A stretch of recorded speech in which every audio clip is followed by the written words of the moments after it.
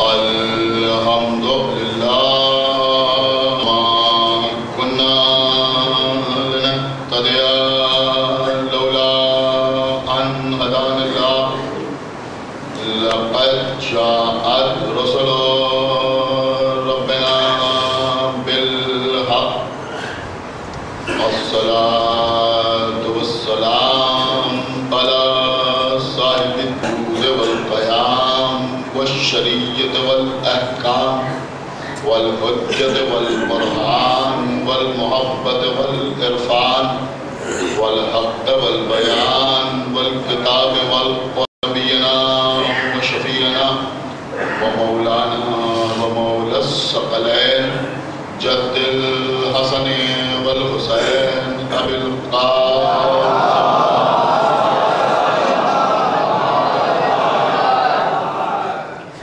وعلى أهل بيته الطيبين الطاهرين المعصومين المظلوم تطهيرا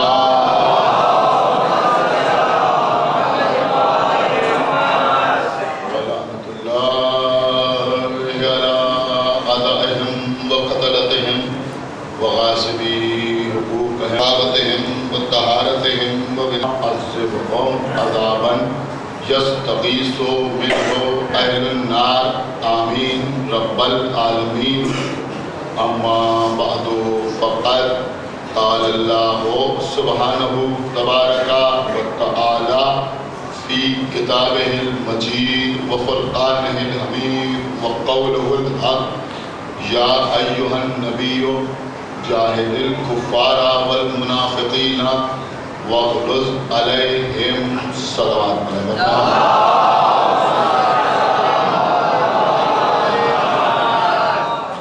آپ حضرات اگر تھوڑا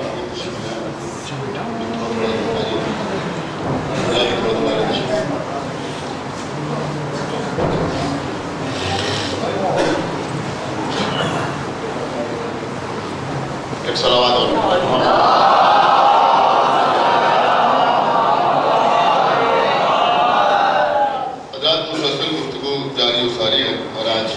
چوتھی مجلس ہے سورہ توبہ کی 73ویں آیت کا پہلا ٹکڑا عنوان بیان ہے جہاد کے موضوع پر گفتگو کا سلسلہ جاری و ساری ہے ارشاد رب العزت ہو رہا ہے یا ایھا النبی اے ہمارے نبی جاہد الکفار والمنافقین آپ جہاد کریں کفار سے اور منافقین سے جس انداز سے جہاد اسلامی جہاد کیا ہے اور اسلام کے نام پر دہشت گردی کیا ہے لوگوں کی سمجھ میں آئے کہ جہاد عبادت کا نام ہے دہشت کا نام نہیں ہے صلوات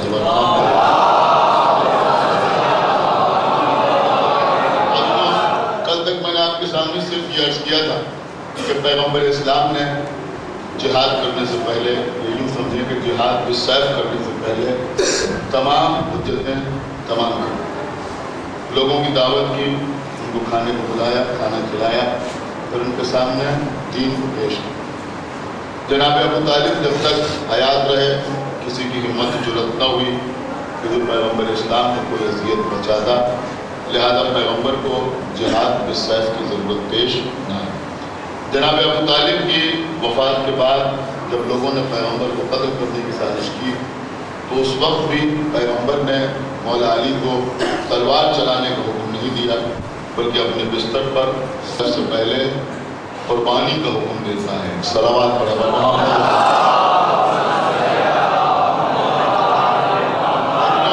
میں آغاز کر رہا ہوں پوری توجہ آپ حضرات کی کہ بہرحال پیغمبر اسلام نے ہجرت کی اور پیغمبر ہجرت کر کے مکے سے مدینے تشریف لائے مدینے کے رہنے والے جو پہلے بھی مکے میں آ کر پیغمبر کے ہاتھ پر بیعت کر کے اسلام قبول کر چکے تھے انہوں نے پیغمبر اور پیغمبر کے ساتھ آنے والوں کی میزبانی کا فریضہ بخوبی انجام دیا اور پیغمبر اسلام نے مدینے میں ایک مسجد تعمیر کی اور کچھ دن پیغمبر پرسکون انداز میں اللہ کی مولا کائنات غالب کل غالب حضرت علی مجلس کا انشاءاللہ ایک ایک لفظ آپ حضرات محسوس کریں گے کہ مولا علی نے نہج البلاغہ میں یہ ارشاد فرمایا کہ جہاد کے 4 ارکان، جہاد 4 ارکان سے مل کر مکمل ہوتا ہے۔ فرمایا بہت توجہ اللہ کی جہاد کا پہلا رکن ہے امر بالمعروف، پھر فرمایا کہ دوسرا رکن منکر،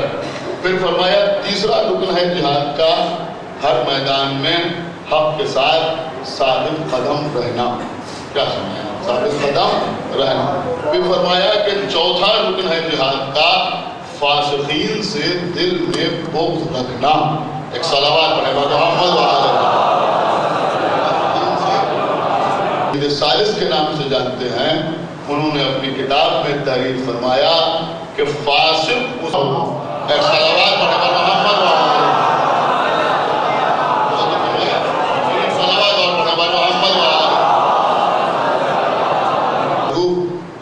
اس کا مطلب یہ ہوا کہ تلوار چلانے سے پہلے امر بالمعروف ہے، نہی عن المنکر ہے، میدان میں قیام۔ بہت توجہ آپ حضرات کی چاہتا ہوں۔ اللہ نے پیغمبر کو رحمت للعالمین بنا کے بھیجا ہے۔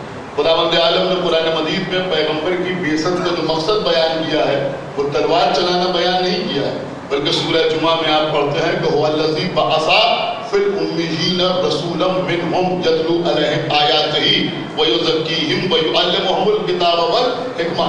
یعنی اللہ وہ ہے کہ جس نے امیین کے درمیان ایک کو رسول بنا کے مبعوث کیا جو ان کے سامنے آیات الہی کی تلاوت کرتا ہے اور ان کے نفسوں کو پاک کرتا ہے اور ان کو کتاب و حکمت کی تعلیم دیتا ہے۔ نفسوں کو پاک کرنے کا مطلب کیا ہوا کہ اللہ نے پیغمبر کو نفوس کا طبیب بنا کے بھیجا۔ توجہ چاہتا ہوں آپ حضرات کی، اس کا مطلب یہ ہوا کہ پیغمبر کو اللہ نے انسانوں کے لیے طبیب کی حیثیت سے بھیجا، ایک ڈاکٹر کی حیثیت سے بھیجا، ایک معالج کی حیثیت سے بھیجا۔ اب اگر آپ سمجھنا چاہتے ہیں کہ جہاد کسے کہتے ہیں تو آپ ذرا غور فرمائیں کہ مثلا میں آپ کے سامنے رکھ رہا ہوں کہ مثلا کسی شخص کو ڈائبٹیز کا مرض ہو گیا، بہت شوٹ کر گئی اور 300 350 یا 400 یا 500 تک اس کی شوگر پہنچ گئی۔ جب اس کو چکر آنے لگا کچھ اس کے سمٹمز ظاہر ہوئے تو وہ ڈاکٹر کے پاس گیا۔ جب ڈاکٹر کے پاس گیا تو ڈاکٹر نے اس کو بتایا کہ دیکھیے یہ ٹیبلٹ ہے، یہ آپ کھانے سے پہلے کھا لیجیے گا، یہ کھانے کے بعد کھا لیجیے گا، یہ صبح کھا لیجیے گا، یہ شام کھا لیجیے گا۔ بہت توجہ آپ حضرات کی چاہتا ہوں۔ تو یہ جو ڈاکٹر آپ کو دوا بتا رہا ہے یہ دوا نہیں ہے، یہ امر بالمعروف ہے نا۔ یہ کیا ہے کہ یہ ہے امر بالمعروف، اور یہ پرہیز کیا ہے کہ یہ ہے نہی عن المنکر۔ اب اگر آپ اس کے اوپر قائم رہے، ثابت قدم رہے تو زندگی میں کوئی پریشانی نہیں ہونے والی۔ پرہیز بھی کرتے رہے، دوا بھی کھاتے رہے، امر بالمعروف پہ عمل کیا، نہ ہم نے نہی عن المنکر پہ عمل کیا، یعنی نہ تو پابندی سے دوا کھائی اور نہ ہی ہم نے پرہیز کیا۔ بہت توجہ آپ بتاتے ہیں، نہ ہی ہم نے پرہیز کیا۔ دیکھیں ہمارے سماج میں تو کوئی عجیب و غریب باتیں ہیں، کوئی آدمی شوگر کا پیشنٹ ہے ہمارے گھر آیا، ہم مٹھائی لیے تو ہم یعنی یہ محبت بھی بڑے قیامت کی ہوتی ہے۔ صلوات پڑھے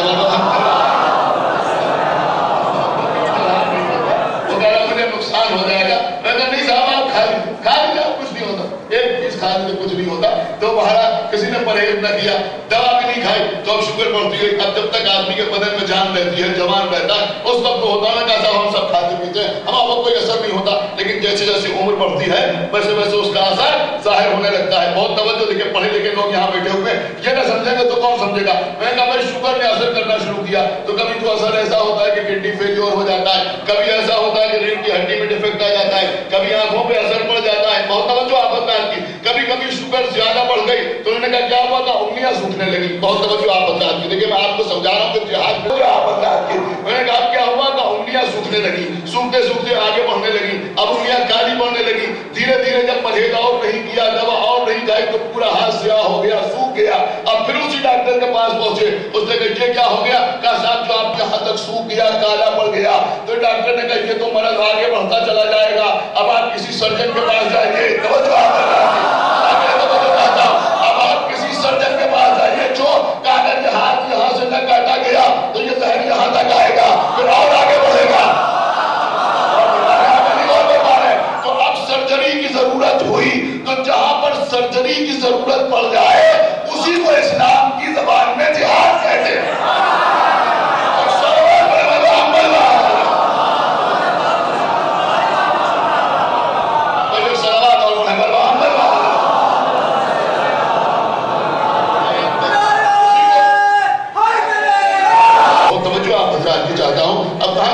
ہوتی ہے جس میں مکمل جنگ خیبر کو نہیں جائے؟ اب مجھے بتائیے بھائی، یہ ایک عجیب و غریب مسئلہ ہے کہ ایک طرف سارے مسلمان، دیکھیں آپ نے سمجھے گا تو کون سمجھے گا، ایک طرف سارے مسلمان یہودیوں سے پریشان بھی ہیں، دوسری طرف جنگ خیبر نہ پڑھنا چاہتے ہیں نہ سننا چاہتے ہیں۔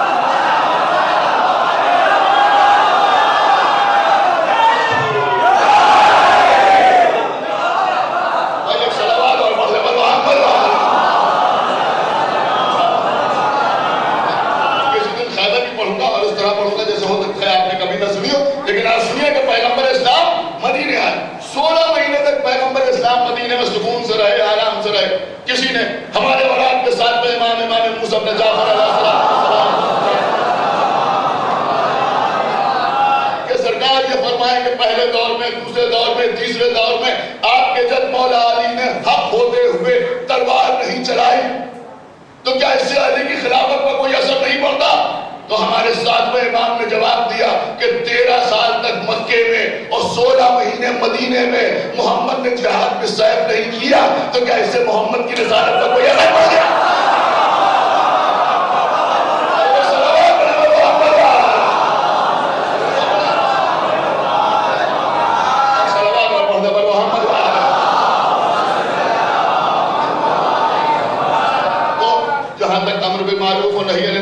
کام چلے وہاں تک تلوار اٹھانے کی ضرورت نہیں ہوگی۔ بہت توجہ آپ حضرات کی۔ تو بہرحال 16 مہینے تک پیغمبر مدینے میں رہے، لیکن اس کے بعد ہوا کیا کہ ادھر سے مکے سے کفار قریش کا قافلہ آ رہا تھا۔ دیکھیں بچوں کے لیے عرض کر رہا ہوں، یہ تو بیٹھے ہیں فدا حسین صاحب بیٹھے ہیں، ماشاء اللہ بھائی بیٹھے، دیگر حضرات بیٹھے ہوئے، سلیم بھائی کے برادران بیٹھے ہوئے، آپ سارے حضرات ان ساری باتوں سے اچھی طرح تو واقف ہیں۔ میں صرف ان بچوں کو بتا رہا ہوں کہ بہرحال پیغمبر اسلام کے ساتھ کے لوگوں کے کچھ مویشیوں کو قریش کا ایک قافلہ ادھر سے آ رہا تھا جو تجارت کے لیے جا رہا تھا، تو یہ لوگ کچھ مویشی اپنے ساتھ پکڑ کے لے کے چلے گئے، یعنی کچھ اونٹ اور کچھ بھیڑیں اور کچھ بکریاں، تو اس وقت یہی کیپٹل ہوا کرتی تھی، یہی پوجی ہوا کرتی تھی۔ اب وہ لوگ اس کو لے کے ساتھ میں اپنے چلے گئے۔ جب پیغمبر اسلام کو یہ معلوم ہوا کہ وہ لوگ چلے گئے لے کر، تو پیغمبر اسلام اس قافلے کے تعاقب کے لیے، یعنی اس قافلے کے پاس آنے کے لیے اور ان سے اپنا مال چھڑانے کے لیے مدینے سے 313 لوگوں کو لے کے چلے، جن میں کثرت سے انصار تھے اور تھوڑے سے مہاجرین بھی شامل تھے۔ بہت توجہ آپ بتا کہ کچھ مہاجرین تھے، انصار کی تعداد زیادہ تھی، مہاجرین کی تعداد کم تھی، کل تعداد کتنی تھی؟ 313۔ پیغمبر ان کو لے کے چلے اور پھر پیغمبر بدر کے مقام پہ ہے۔ دیکھیں اس کو بدر کیوں کہتے ہیں آپ کو معلوم ہے؟ ایک شخص تھا کہ جس کا نام تھا بدر ابن نضر ابن کنانہ۔ کیا نام تھا؟ بدر ابن نضر ابن کنانہ۔ اس شخص نے اس جگہ پر یعنی مکے اور مدینے کے درمیان کچھ کنویں بنوائے تھے تاکہ جو مسافر ہیں وہ ان کنویں سے پانی پیتے رہیں، لہذا ان کنووں کو بدر کہا جاتا تھا۔ ایک روایت تو یہ ہے کہ چونکہ بدر نے بنوائے تھے اس لیے ان کو بدر کہا جاتا تھا۔ دوسری روایت یہ ہے کہ یہ کنویں ایسی جگہ کے اوپر تھے کہ جب آسمان پہ چاند چمکتا تھا تو اس کی روشنی کنویں کے اندر پڑتی تھی، آپ توجہ فرما رہے ہیں، اور کنویں اندر سے چمکنے لگتے تھے، لہذا یہ لوگوں کو سورج جیسے معلوم ہوتے تھے تو لوگوں نے ان کو بدر کہنا، یہ چاند جیسے معلوم ہوتے تھے تو لوگوں نے ان کو بدر کہنا شروع کر دیا تھا۔ تو بہرحال ان کنووں کو بدر کہا جاتا تھا۔ پیغمبر اسلام جب ان کنووں کے قریب آئے تو معلوم ہوا کہ قافلہ تو چلا گیا، بہت توجہ آپ بتا کہ قافلہ تو چلا گیا، تو وہ قافلہ گزر گیا، لیکن ساتھ ساتھ یہ بھی معلوم ہوا کہ کفار قریش ایک بڑا لشکر لے کر پیغمبر پر حملہ آور ہونے کے جو لشکر آیا تھا یہ پوری تیاری کے ساتھ آیا تھا، اس لیے کہ مکے میں یہ اعلان ہوا تھا کہ محمد ہمارے قافلے کا راستہ روکنے کے لیے آ گئے ہیں، لہذا قافلہ چلے یہاں سے محمد سے لڑنے کے لیے۔ تو لشکر تیار ہوا، لوگوں نے خوب ڈونیشن دیا، چندہ دیا اور باقی مال و متاع لے کر اور ہتھیار لے کر تو لوگ پیغمبر سے لڑنے کے لیے آئے، اور وہ قافلہ بھی راستے میں انہی سے مل گیا جس کی سرداری ابو سفیان کر رہا تھا۔ بہرحال یہ لشکر سامنے آ کے رکا، ادھر پیغمبر کے ساتھ 313 آدمی تھے۔ رات کے وقت پیغمبر نے مولا علی اور کچھ لوگوں کو بھیجا کہ جاؤ جا کے معلوم کرو کہ کفار کے لشکر کی تعداد کیا ہے۔ مولا کائنات گئے اور وہاں سے 2 لوگوں کو کہ جو بدر کے کنویں پر پانی لینے کے لیے آئے تھے ان میں سے 2 لوگوں کو گرفتار کر کے مولا علی رسول اللہ کے پاس لے کے آئے۔ رسول اللہ نے ان سے پوچھا کہ یہ بتاؤ کہ کفار قریش کی تعداد کتنی ہے جو ہم سے جنگ کرنے کے لیے آئے ہیں؟ انہوں نے کہا کہ ہم کو تعداد معلوم نہیں۔ تو رسول اللہ نے کہا اچھا اگر تعداد نہیں بتانا چاہتے تو یہ بتاؤ کہ وہ روز آنا کھانا کھانے کے لیے کتنے اونٹ نہر کرتے ہیں؟ لیکن یہ آپ کے سمجھنے کی بات ہے. تو یہ بتاؤ کہ روز آنا کھانا کھانے کے لیے کتنے اونٹ نہر کرتے ہیں؟ تو انہوں نے کہا 9 یا 10 اونٹ روز آنا نہر کرتے ہیں. تو پیغمبر نے فرمایا کہ ان کی تعداد 900 سے 1000 کے بیچ ہے.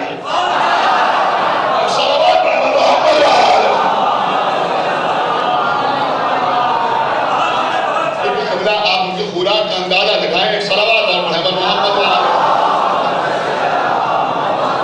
اس کا مطلب یہ ہوا کہ روزانہ ایوریج جو تھا تو 100 آدمی جو تھے وہ ایک اونٹ کو ہضم کر جاتے تھے. تو انہوں نے کہا 9 یا 10 اونٹ. تو بہرحال اب جب پیغمبر کے 313 پہلی مجلس میں میں یہ تذکرہ کر چکا ہوں, جب پیغمبر کے 313 ساتھیوں کو یہ معلوم ہوا کہ ادھر 900 سے 1000 کا لشکر ہے, تو اب پیغمبر اسلام, دیکھیں میں جو پڑھتا ہوں پوری ذمہ داری کے ساتھ پڑھتا ہوں, پیغمبر اسلام نے اپنے اصحاب کو جمع کیا اور اس کے بعد پیغمبر نے لوگوں کا امتحان لینے کے لیے پوچھا کہ یہ بتاؤ کہ اس وقت ہمیں کیا کرنا چاہیے, اس وقت ہمیں کیا کرنا چاہیے. تو سب سے پہلے مسلمانوں کے خلیفہ اول کھڑے ہوئے.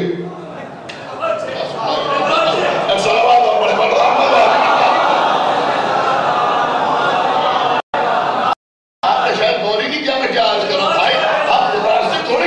ہم متاثر تھوڑی ہیں, جہاں جو سب سے پہلے کھڑا ہوگا اسی کا نام دے گا. آپ نے یہ نہیں سنا فرمائیے گا. پرسوں ہم نے عرض کیا تھا کہ دعوت الشیرہ میں سب سے پہلے مولا علی کھڑے ہوئے. نہ ہم متاثر ہیں نہ یہ مجمع متاثر ہے. اس دن ہم نے کہا سب سے پہلے مولا علی کھڑے ہوئے, تب بھی آپ نے وہ ہوا کی. آج ہم کہنا سب سے پہلے خلیفہ اول کھڑے ہوئے. اب سنانا پڑے گا.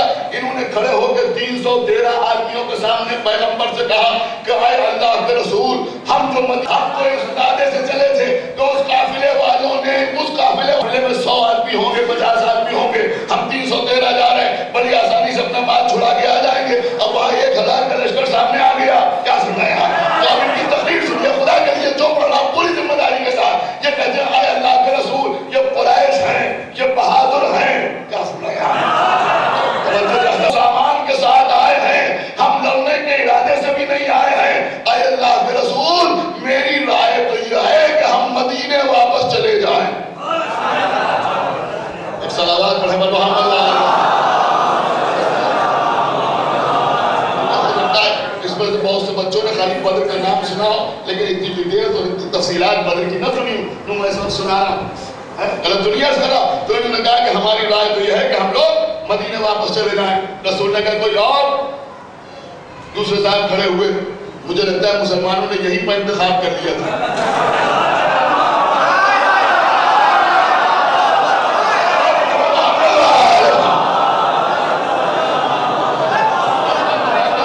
دوسرے صاحب کھڑے ہوئے, انہوں نے بھی وہی دہرایا جو انہوں نے کہا تھا. اب پیغمبر اسلام نے ایک مرتبہ بننے کی طرف پھر دیکھا کہ کوئی اور. ایک مرتبہ جناب مقداد کھڑے ہوئے. اور تو جواب ہوتا ہے, دیکھیں کہ کسی بھی تاریخ میں دیکھ لیجیے اس کے علاوہ کچھ اور نہ ملے گا. جناب مقداد کھڑے ہوئے. کھڑے ہونے کے بعد کہا کہ اے اللہ کے رسول, بے شک یہ قریش ہیں, بے شک یہ شجاع ہیں, بے شک یہ بہادر ہیں, اور بے شک ان کی تعداد ہم سے زیادہ ہے, اور بے شک یہ ہم سے لڑنے کے لیے تیار ہو کے آئے ہیں, اور بے شک سارے کے سارے ہمارے ساتھ آنے والے لڑائی کے لیے تیار نہیں ہیں, لیکن ہم آپ کے کہنے سے اللہ پر ایمان لائے ہیں, ہم نے آپ کی رسالت کی تصدیق کی ہے.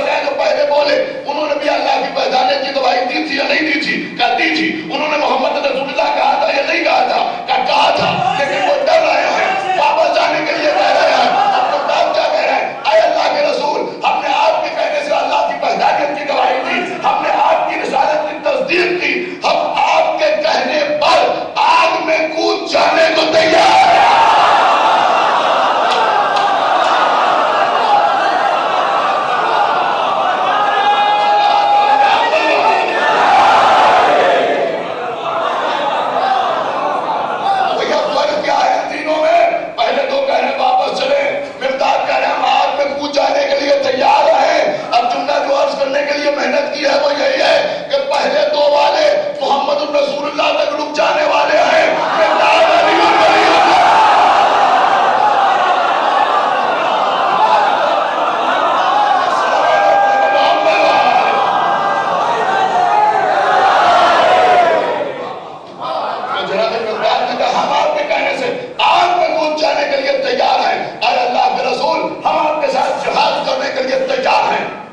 جناب مقداد کی تاریخی تفسیر ہے جو میں آپ کو سنا رہا ہوں. خدا کے لیے پوری توجہ کے ساتھ سنیے گا. ہم آپ کے کہنے پر جہاد کرنے کے لیے جنگ کرنے کے لیے تیار ہیں. اے اللہ کے رسول ہم بنی اسرائیل جیسے نہیں ہیں جنہوں نے موسیٰ سے کہا تھا کہ آپ جا کے لڑیے, آپ جا کے جنگ کیجئے, آپ اور آپ کا اللہ جا کے لڑے. ہم یہیں بیٹھے ہوئے آپ کا انتظار کر رہے ہیں. ہم تو ایسے نہیں ہیں. مقداد کچھ بتانا چاہ رہے ہیں کہ بھائی بنی اسرائیل کم سے کم اپنے رسول سے تو کہہ رہے تھے کہ آپ جا کے لڑیے, اور یہ تو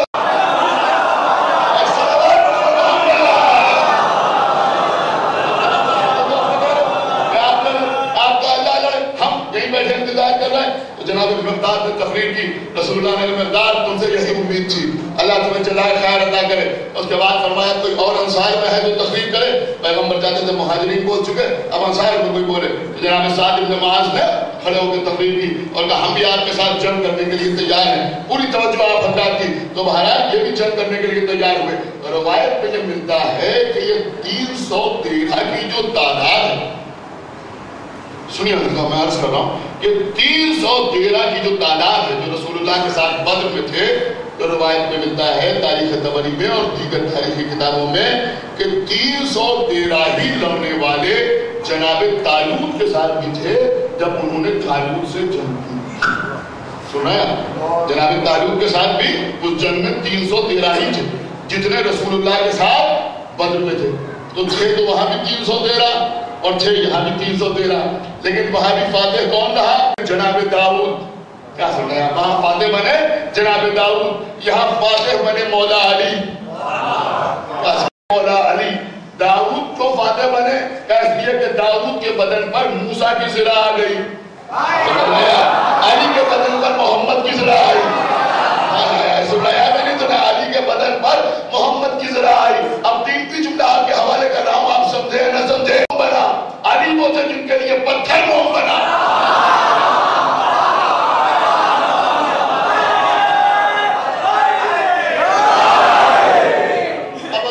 ابھی کا سب سے تین جملہ آپ کے حوالے کر رہا ہوں, آگے اور بھی بہت کچھ عرض کرنا ہے کہ بھائی داؤد میں اور علی میں فرق یہ تھا کہ داؤد کو اللہ نے لہن عطا کیا. کیا سننا یہ مجمع, ابھی نہ بولیں گے تو کب بولیں گے کہ بھیا داؤد وہ ہے جن کو اللہ نے دیا.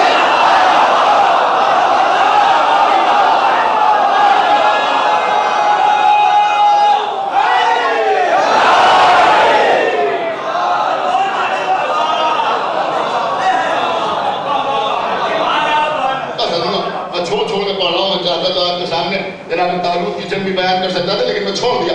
سنیے ابھی تو بہرحال پیغمبر اسلام مقابلے پہ آئے. اب جب مقابلے پہ آئے تو ادھر سے 3 آدمی لڑنے کے لیے سامنے آئے. کون کون؟ عتبہ, شیبہ, ولید.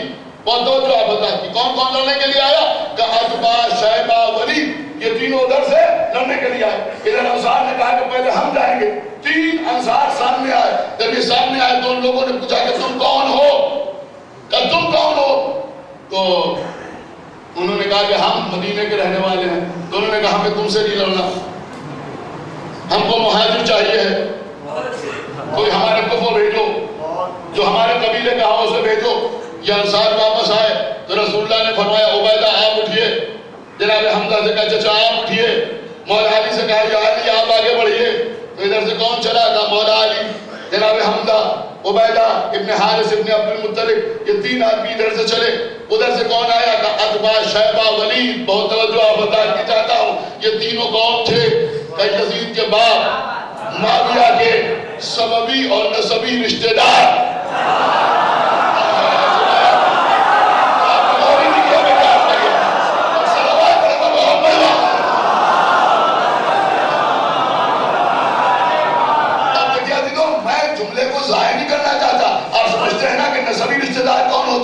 سببی رشتہ دار کون ہوتا ہے؟ اور توجہ آپ بتا دی.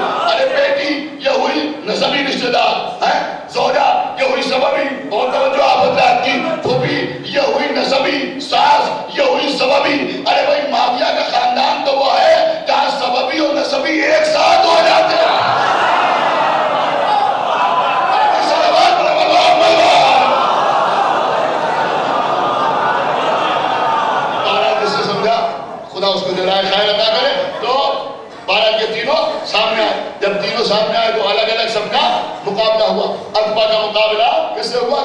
کا مقابلہ ہوا جناب عبیدہ سے. عبیدہ نے تلوار چلائی. جب عبیدہ نے تلوار چلائی تو عتبہ کا سر قلم ہو گیا، لیکن عتبہ نے بھی ایک ہاتھ تلوار کا دکھایا اور جناب عبیدہ کا پیر قلم ہو گیا. عبیدہ کو لوگ اٹھا کے لیا ہے. 12 دن میں جناب عبیدہ نے جام شہادت پوش فرمایا.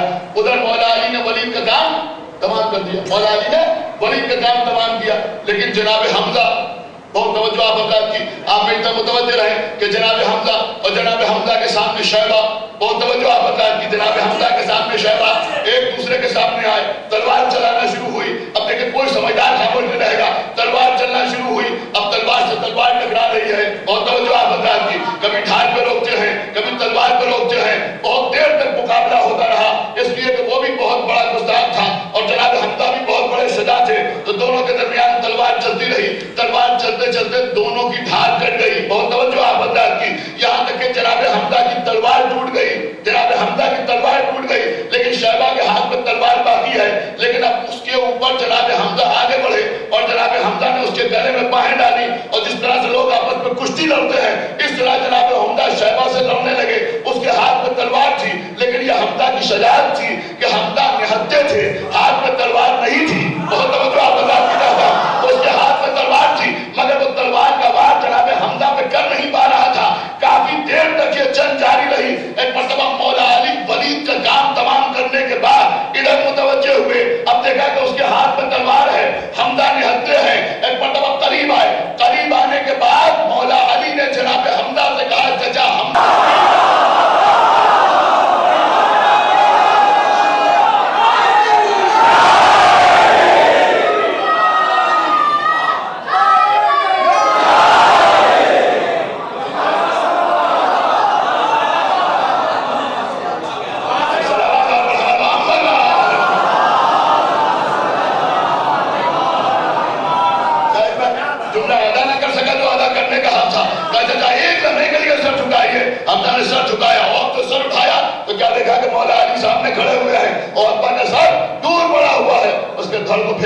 جناب حمزہ نے اس طرح سے مولا علی نے ولید کو قتل کیا اور حمزہ کے ساتھ شیبہ کے قتل میں شریک ہوئے. اسی لیے میرے مولا نے، بہت توجہ آپ حضرات کی، اسی لیے میرے مولا نے، اب یہ جملہ بھی انشاءاللہ آئے گا نہ جائے گا، جنگ صفین سے پہلے معاویہ ابن ابی سفیان کو خط لکھا اور اس خط میں یہ تحریر فرمایا کہ ابھی میرے کمر میں وہ تلوار موجود ہے جس نے میرے نانا اور ماموں کو قتل کیا.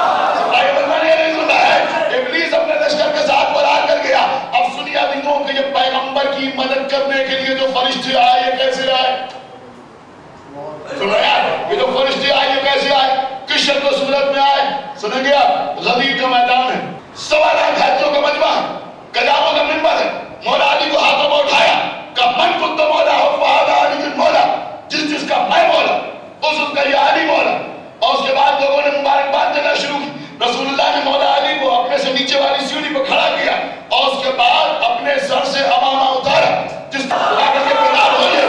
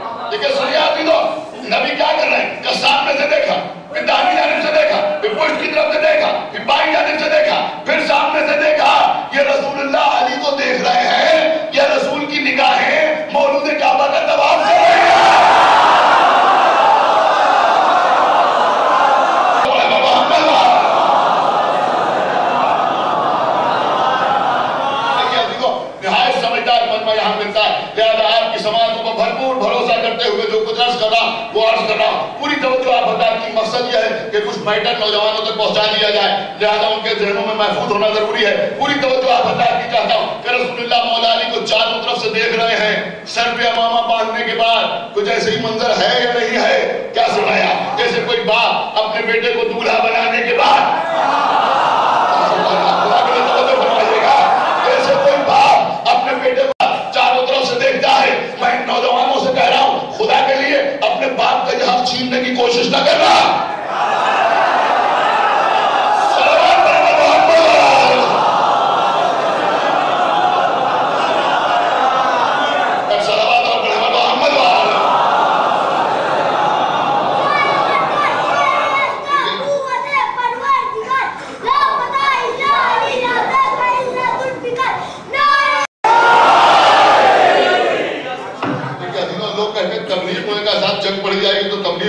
ایسے ہوگی تبلیغ۔ صلوات اور محمد سمجھ رہے ہیں نہیں سمجھ رہے؟ ارے بھیا رسول اللہ سے جناب خدیجہ نے اپنے آپ کا پیغام بھیجا تو کہا میں اپنے چچا سے پوچھ لوں۔ کیا سن رہے ہیں آپ؟ خدا کے توجہ فرمائیے گا، کیا فرمایا؟ کہ میں اپنے چچا سے پوچھ لوں۔ احمد مختار تھے، کہا نہیں جس نے پالا ہے پہلے اس سے پوچھ لوں۔ اس کا مطلب یہ ہوا کہ پالنے والے کا یہ حق ہوتا ہے۔ جب رسول پوچھ رہے ہیں تو آپ کیوں نہیں پوچھیں گے؟ ایک صلوات پڑھے محمد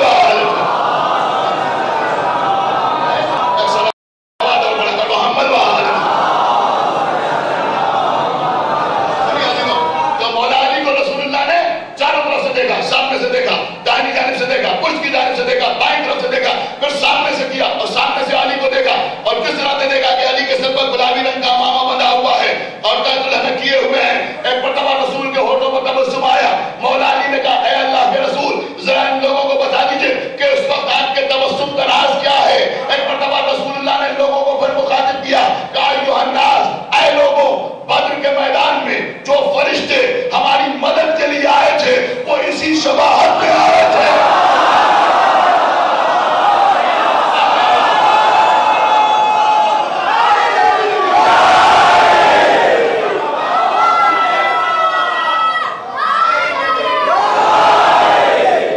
بدر کے میدان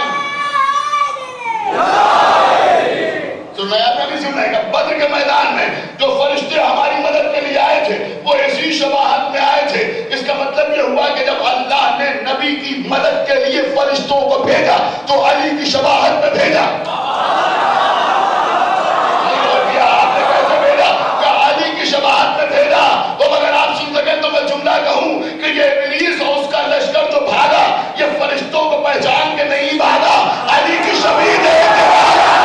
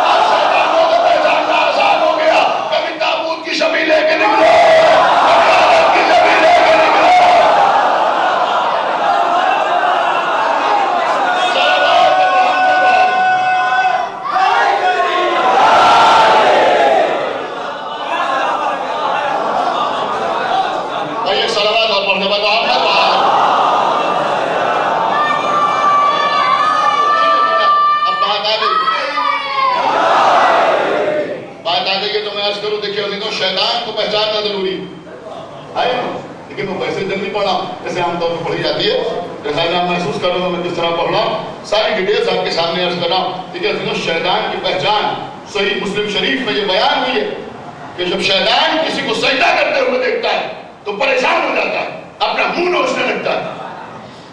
کیا سنا؟ جب شیطان کسی کو سجدہ کرتے ہوئے دیکھتا ہے تو پریشان ہو جاتا ہے اور اپنا منہ نوچنے لگتا ہے۔ اگر حدیث خالی یہی تک ہوتی تو ہم سمجھتے کہ مسجد میں نماز کے عالم میں فدا صاحب نے سجدہ کیا، شیطان نے دیکھا منہ نوچنے لگا۔ کون فرمائے؟ اگر حدیث یہی پر تمام ہو جاتی، لیکن یہاں پہ حدیث نہیں تمام ہوئی، بلکہ مکمل حدیث آپ سنیں گے کہ شیطان جب کسی کو سجدہ کرتے ہوئے دیکھتا ہے تو اپنا منہ نوچنے لگتا ہے، پریشان ہو جاتا ہے، اور وہ یہ کہتا ہے کہ میں نے سجدہ نہیں کیا تو میں لعنتی بن گیا، یہ سجدہ کر رہا ہے لعنت سے محفوظ ہے۔ نہیں غور کیا آپ نے؟ توجہ کروائیے گا۔ اب ہمیں بتاؤ کہ یہ جو نماز میں سجدے کیے جاتے ہیں یہ شیطان نے کیے یا نہیں کیے؟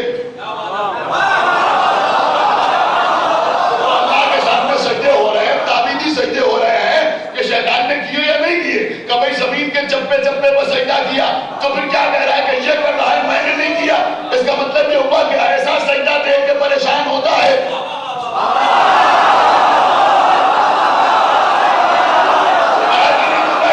جو یہ کر رہا ہے مگر اس نے نہیں کیا تو وہ سجدہ کون سا سجدہ تھا؟ کہ وہ سجدہ تھا جناب آدم کے لیے سجدہ تعظیمی۔ تو اب سمجھ میں آیا کہ ہر سجدے کو دیکھ کے شیطان پریشان نہیں ہوگا کہ کسی کو کرے اہل بیت کا۔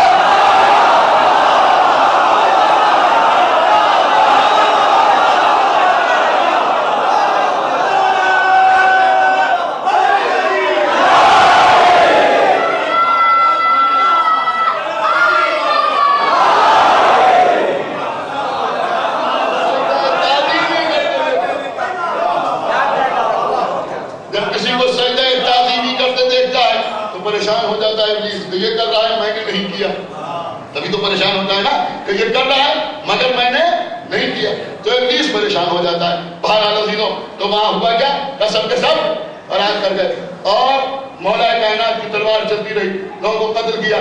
ساری روایتوں میں یہ موجود ہے کہ تقریباً 70 مشرکین قتل ہوئے۔ کتنے قتل ہوئے؟ 70 مشرکین قتل ہوئے۔ بعض لوگوں نے لکھا کہ اس میں سے تقریباً 46 لوگوں کو مولا علی نے اپنی تلوار سے بلا شرکت غیر قتل کیا۔ یعنی 70 میں سے 46 ایسے تھے جن کو مولا علی نے اپنی تلوار سے قتل کیا۔ اس میں وہ شیبہ نہیں ہے جس کو جناب حمزہ اور علی نے مل کے قتل کیا، یعنی 46 ایسے جن کو تنہا مولا علی نے قتل کیا، اور بعض نے تھوڑا بخل سے کام لیا لیکن انہوں نے بھی لکھا کہ تقریباً 36 آدمیوں کو مولا علی نے تنہا قتل کیا۔ اور کیا ہمیں 70 میں 36 کو مولا علی نے تنہا قتل کیا اور 34 کو سب نے مل کے قتل کیا، تو بہرحال تب بھی آدھے سے زیادہ ہیں۔ کیا سنایا؟ اسپشٹ بہمت ہے۔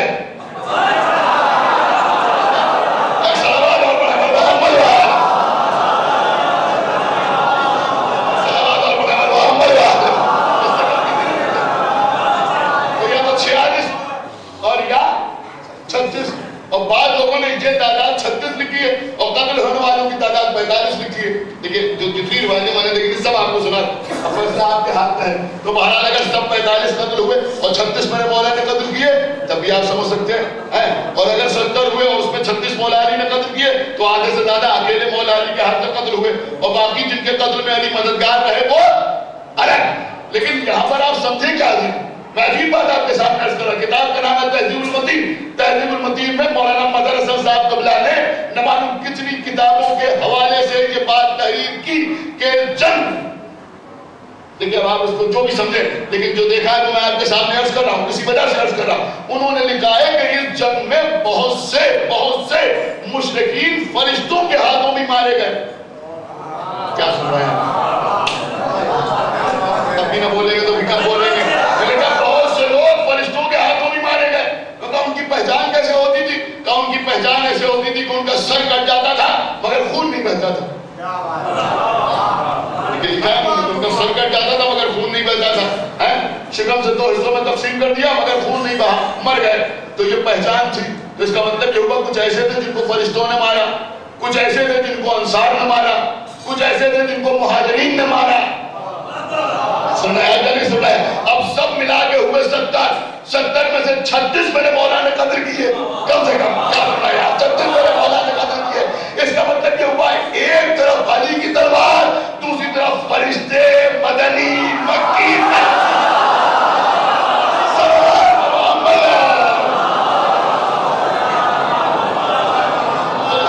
ایک صلوات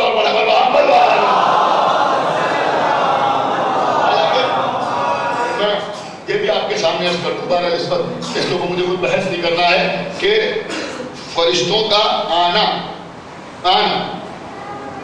ثابت ہے جنگ بدر میں، اس میں کسی قسم کا اختلاف نہیں، لیکن انہوں نے لوگوں کو قتل بھی کیا یا قتل نہیں کیا، اس میں بہرحال تھوڑا سا تاریخ میں اختلاف بھی ہے۔ تو اگر مانا جائے کہ انہوں نے قتل نہیں کیا، تب بھی کم سے کم یہ تو ماننا پڑے گا کہ انصار مہاجرین نے جتنوں کو مل کے مارا اس سے زیادہ مولا علی نے قتل کیے، اور اگر فرشتوں نے بھی قتل کیا تو پھر تینوں شامل ہیں ایک طرف۔ کیا سمجھا؟ فرشتے بھی، انصار بھی، مہاجرین بھی، میں چارج کر رہا ہوں۔ اور ظاہر سی بات ہے کہ قتل کس نے کیا؟ کہ میدان میں جمنے والوں نے تو قتل کیا، بھاگنے والوں نے قتل نہیں کیا۔ میدان میں جمنے والوں نے تو قتل کیا، میدان سے بھاگنے والوں نے قتل نہیں کیا۔ تو بھیا جب میدان میں جمنے والے تینوں علی کا مقابلہ نہیں کر سکتے تو بھاگنے والے تینوں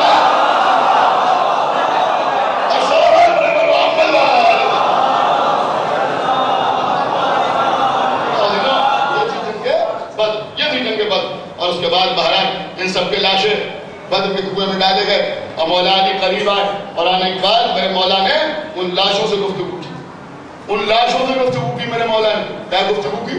میرے مولا نے فرمایا کہ دیکھو تم سے تمہارے بتوں نے جو وعدہ کیا تھا یہ بتاؤ کہ وہ پورا ہوا یا نہیں ہوا؟ کہہ رہا تم سے جو وعدہ کیا تھا وہ پورا ہو گیا۔ تو لوگ رسول اللہ کے پاس آئے، کہا اللہ کے رسول کہ یہ سن بھی رہے ہیں،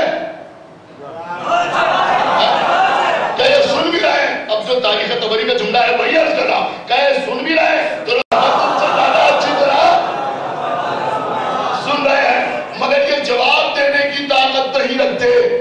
تم سے زیادہ اچھی طرح سن رہے ہیں مگر جواب دینے کی طاقت نہیں رکھتے۔ اس کا مطلب یہ ہوا کہ مرنے کے بعد مشرکین بھی سن رہے ہیں۔ کیا سننا ہے آپ بھائی؟ تو جب مشرکین سن سکتے ہیں تو کیا شہداء نہیں سن سکتے؟ السلام علیکم محمد کی لڑائی کے جس میں میرے مولا نے تلوار چلائی اور بہت سو کو میرے مولا نے قتل کیا۔ اس میں ایک شخص تھا جس کا نام تھا سعید ابن عاص، جو قریش کا سانڈ کا ساتھ تھا، قریش کا سانڈ، وہ بھی مقابلے پہ آئے اور اس کو بھی شیر خدا نے قتل کیا۔ تو بہرحال جنگ بدر میں بہت سو کو مولا علی نے قتل کیا، 36 آدمی قتل ہوئے اور اس کے بعد ان لوگوں کو یہاں سے فرار کرنا پڑا۔ تو یہ تھی عزیزوں جنگ بدر جو میں نے بہت بریف میں بہت اختصار کے ساتھ آپ حضرات کو سنا ہے، لیکن بہرحال میں یہ ضرور عرض کروں گا کہ جنگ بدر میں جو لوگ لڑے، جتنے لوگ جنگ بدر میں لڑے ان میں لڑے تو سب، لیکن جو قتل کیا، جو بہادری دکھائی، جو شجاعت دکھائی، یہ بھی ایک تاریخی حقیقت ہے، وہ یا تو انصار نے دکھائی اور یا پھر بنی ہاشم نے یہ تو انصار نے دکھائی۔ دیکھو تین جو سامنے آئے تھے وہ سب بنی ہاشم تھے، عبیدہ ابن حارث ابن عبد المطلب یہ بھی بنی ہاشم، جناب حمزہ یہ بھی بنی ہاشم، مولا علی یہ بھی بنی ہاشم، یعنی مہاجرین غیر ہاشمی کا کوئی کارنامہ کوئی شخص بدر کے میدان میں دکھا نہیں سکتا۔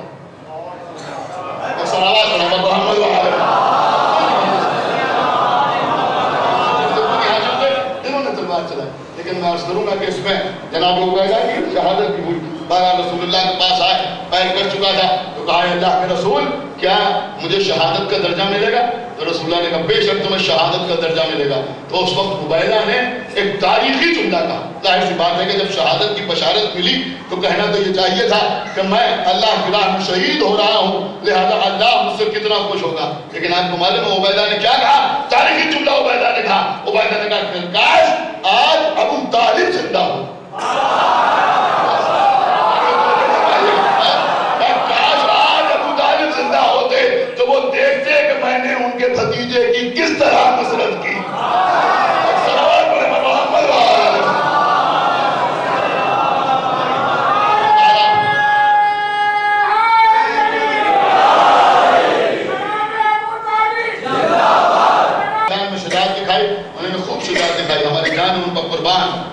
لیکن میں عرض کروں گا کہ یہ وہ لوگ تھے کہ جن کے لیے مولا علی بدر کے کنویں سے پانی لے کے آئے، اور روایات میں یہاں تک لگتا ہے کہ ڈول نہیں تھا اور رسی نہیں تھی، تو مولا علی ایک برتن لے کے خود کنویں کے اندر اترے اور پانی نکال کے لائے، اور وہ پانی سے اس پانی سے تمام لشکر کو مولا علی نے سجاد کیا۔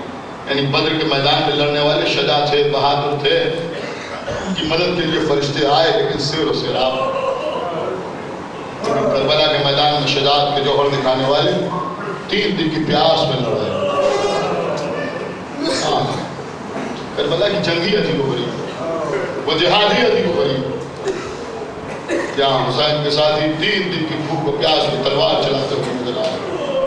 خدا کو کسی غم نہ رلائے سوائے ہمیں سرکار سید الشہداء. آمینوں, یہ امام حسین کی سیر اللہ تشنگی, یہ امام حسین علیہ السلام کی پیاس, یہ وہ عظیم مصیبت ہے. امام حسین علیہ السلام جب جناب سید سجاد کے پاس آئے ہیں اور آنے کے بعد کہا بیٹا سید سجاد, جب قائد شام سے چھوٹ کے مدینے جانا تو ہمارے شروع کو ہمارا سلام کہہ اور اسے کہہ دینا کہ جب ٹھنڈا پانی پینا تو ہماری پیاس کو یاد. امام حسین کی تشریح ہمارے اور آپ کے چوتھے امام امام زین العابدین علیہ السلام عزیزوں کربلا سے جب طائف اور کوفے گئے اور کوفے شام گئے اور شام سے رہا ہو کے مدینے آئے تو ساری زندگی اس طرح سے گزاری کہ کسی نے کبھی مسکراتے ہوئے نہیں دیکھا. تم نے کمال عابد بیمار کر دیا, کتنا بلند صبر کا معیار کر دیا.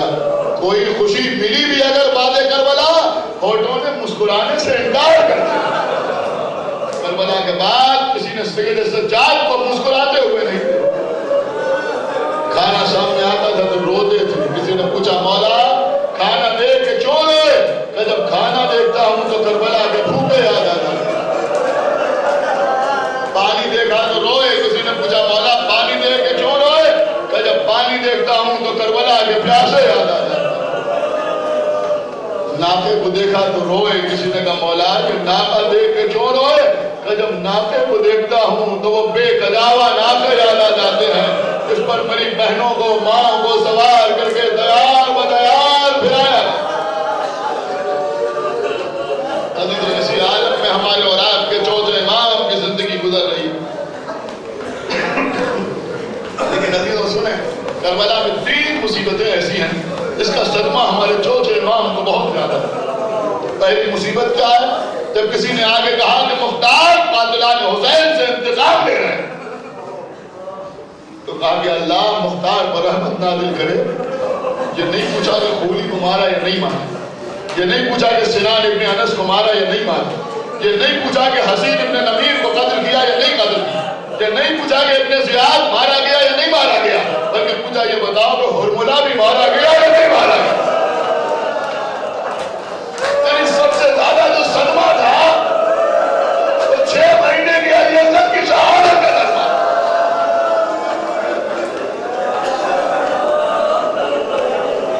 سب سے زیادہ صدمہ 6 مہینے کی علی حسن کی شہادت کا صدمہ.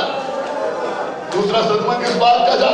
جب کسی نے پوچھا کہ مولا یہ فرمائیں کہ سب سے زیادہ مصیبتیں کہاں پر ہیں, تو کربلا کا نام نہیں لیا, کوفے کا نام نہیں لیا, بلکہ فرمایا شام شام شام. پھر فرمایا شام کا بھرا ہوا دربار تھا جہاں میری بیوی زینب کے سر پر رضا نہیں تھی. یعنی دوسرا صدمہ جو سب سے بڑا تھا وہ جناب زینب کی بے رضائی کا صدمہ تھا. تیسرا صدمہ کیا تھا؟